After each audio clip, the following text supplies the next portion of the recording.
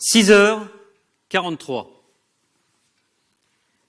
Sur le réseau radio, contact. Nous tombons dans une embuscade à la sortie du village d'Inaroué, à 150 km à l'est de Gao. Ma compagnie progresse dans un oued au milieu d'une zone désertique, en appui d'une unité malienne. La section de tête est au contact avec des djihadistes que nous recherchons en vain depuis 5 jours. Mais là, ce sont eux qui nous attaquent. Ils sont mobiles. Ils sont déterminés à nous infliger un maximum de pertes. Mon propre véhicule et une autre section essuient des tirs de lance-roquettes. Nous sommes tellement proches des djihadistes que nous pouvons parfaitement distinguer l'expression de leur visage. Ils ont le regard rempli de haine. Ils cherchent le corps à corps. Le brigadier chef Wilfried Pingot tombe sous la première balle de leur sniper. Son groupe autour de lui, sous le feu des autres djihadistes, le met rapidement à l'abri. Il sera évacué plus tard par hélicoptère. Nos ennemis ont l'initiative et ils la perdent dans la minute qui suit. Mes sections au contact ripostent rapidement pour désengager ceux qui sont sous le feu. Sur mon ordre, une autre section arrive sur les arrières des djihadistes et les prend à revers. Ils sont encerclés. Je suis déjà en liaison avec une patrouille de Mirage 2000 en survol sur la zone. Ils confirment la présence d'une vingtaine de djihadistes. Ils sont prêts à agir. 2 bombes sont larguées quelques instants plus tard. Cette embuscade ne dure qu'une quinzaine de minutes.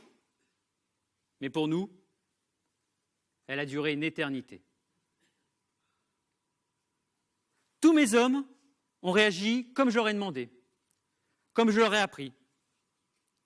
Le pilote, le tireur du canon du véhicule de combat, le fantassin, le sapeur, le tireur d'élite.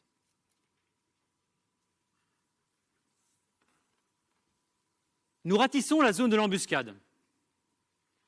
Nous devons récupérer des renseignements sur les cadavres de nos ennemis. Ils ont le même âge que mes hommes.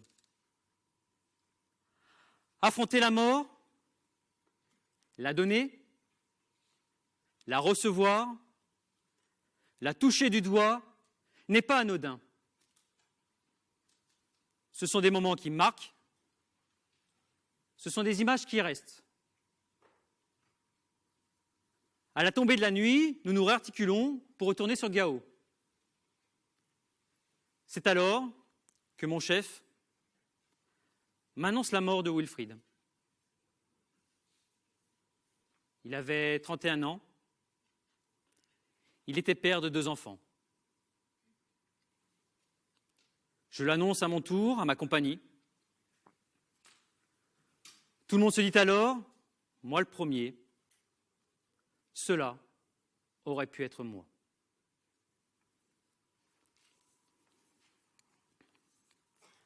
« 22h30. Nous sommes encore à 60 km de Gao. Il fait nuit noire et tout à coup, une explosion. Le véhicule sanitaire malien, au milieu du convoi, vient de sauter sur un engin explosif.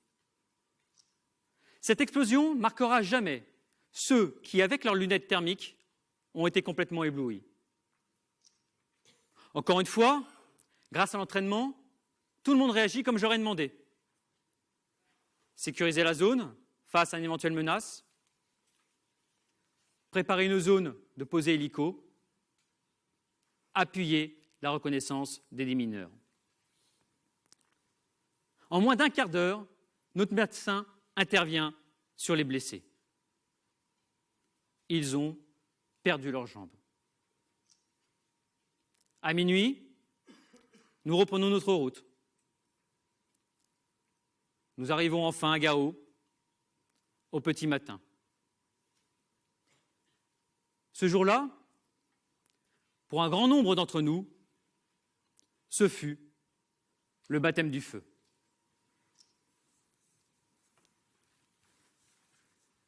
Ma compagnie est jeune, âge moyen 22 ans.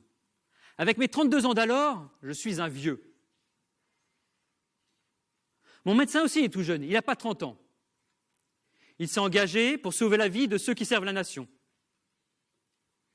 Ce jour-là, il s'est retrouvé sous le feu et a soigné 4 blessés par balle, dont un à la tête, et 2 autres qui avaient perdu leurs jambes. Il a tout fait pour stabiliser l'état de Wilfried. L'annonce de sa mort a été un véritable choc pour lui. Pourtant, il ne pouvait pas se laisser abattre. Il devait poursuivre sa mission, soigner les autres blessés, physiques et psychiques. Il les a sauvés. Sa présence rassurait tout le monde. Un an plus tôt, mon chef de section génie, 25 ans, était encore en formation. Sa mission, appuyer la section de tête et repérer et détruire les engins explosifs. Ce jour-là, il s'est retrouvé en plein cœur de l'embuscade et a combattu comme un fantassin. Responsable de ces 30 hommes, il a agi et commandé avec le calme et l'exemplarité que j'attendais de lui. Un an plus tôt, un grand nombre de mes soldats n'avaient jamais tenu un fusil d'assaut. Ils s'appellent Samir, Pierre, Tiana, Faka. Ils ont 20 ans. On m'a souvent fait la remarque, ta compagnie est trop jeune, pas assez aguerrie. C'est la génération du smartphone, d'Internet. Vous n'aurez pas le confort là-bas. Il est vrai que les 4 mois que nous avons passés ont été particulièrement rustiques.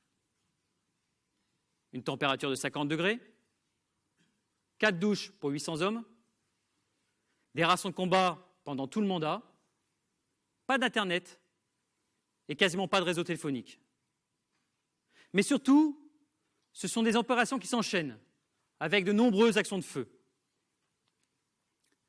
Pourtant, ils ont été capables de surmonter leur peur. Pourtant, ils ont été capables de dépasser leurs limites.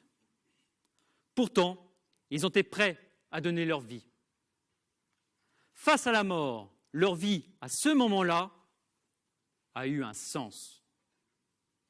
Ce sens, cette quête de sens, c'est ce qui les a poussés à faire le choix de rentrer dans l'armée.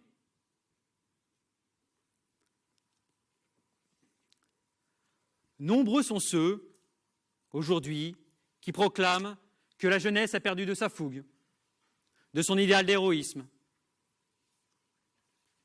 L'héroïsme n'animerait-il plus notre jeunesse? Non, je ne le crois pas. Ce n'est pas ce que j'ai vu. C'est une force qui les anime toujours et qui a besoin d'un petit coup de pouce. Nos jeunes sont à la croisée des mondes. Donner un sens à leur vie en s'engageant pour une cause ou éviter toute prise de risque pour vivre une vie sans éclat. Hier, comme aujourd'hui, ce n'est pas a priori ce à quoi ils aspirent. Ils ont besoin de s'engager pour une cause. Ils ont besoin d'un guide pour donner du sens à ce qu'ils vivent. Ils ont besoin d'un chef pour donner du sens à l'action. Sous le feu, il est impossible de savoir comment chacun va réagir. Notre cerveau, face au danger, réagit par réflexe. La torpeur, la surréaction. L'entraînement au quotidien cherche à minimiser ces 2 réactions. En revanche, l'effet de groupe et le leadership du chef permettent, eux, de dépasser le danger, d'agir en héros. Ce jour-là, mes hommes ont tous bien réagi. Un jour, Avant de partir au Mali, un jeune soldat me demande « Mais comment savoir si je vais bien réagir lorsque tout ira mal ?» Après un bref temps de réflexion, je lui réponds « Il faut développer 2 choses, là et là. La tête, c'est la volonté et le choix. Le cœur, c'est le courage et le don de soi. C'est, à mon avis, ce qu'il faut enseigner à nos jeunes. Les hommes qui m'ont été confiés, eux, l'avaient parfaitement compris. Merci.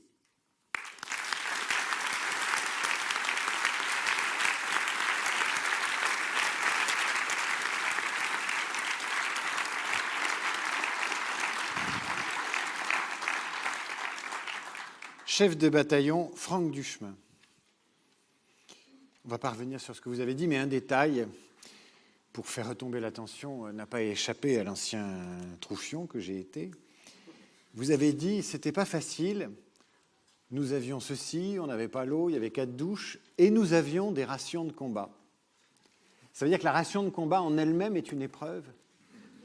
La ration de combat n'est pas une épreuve. Pendant le premier mois, c'est agréable. Le deuxième mois, ça devient un peu plus compliqué. Puis, au bout de 3-4 mois, ça devient un peu trop routinier. Et donc là, on rêve d'une chose, c'est les grands restaurants à Paris. Bon.